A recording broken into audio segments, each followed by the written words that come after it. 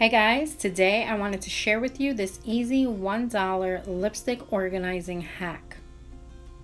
So here I have this organizing basket, and you'll find this in Dollar Tree in the kitchen area. And what you want to do is, instead of putting your lipsticks inside of the basket where they'll be slipping out the sides like this, what you're going to do is flip your basket upside down, and now you have these squares here that can hold your lipsticks and also mascaras.